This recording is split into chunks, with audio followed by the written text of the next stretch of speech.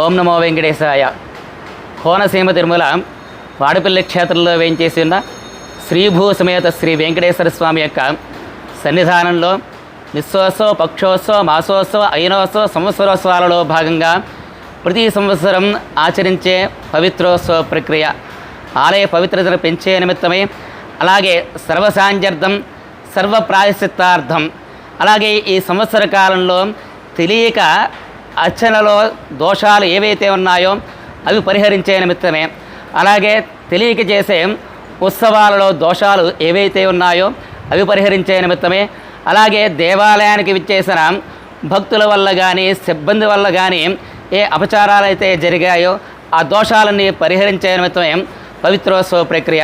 జాతాశౌచ మృతాశౌచ దోష పరిహారార్థం ఈ దేవాలయానికి వచ్చేవారు అనేక వేల మంది ఈ దేవాలయాన్ని స్వామిని దర్శించడానికి విచ్చేస్తున్నారు.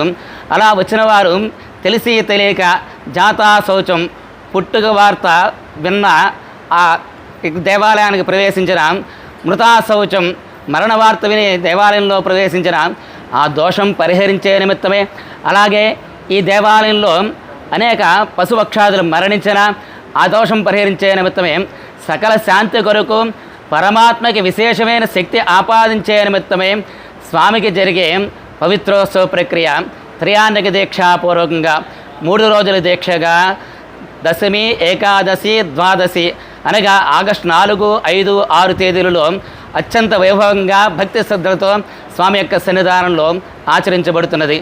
ఓం నమో వెంకటేశాయ. ఛానల్ సబ్స్క్రైబ్ చేయండి. టీవీ నయన్యం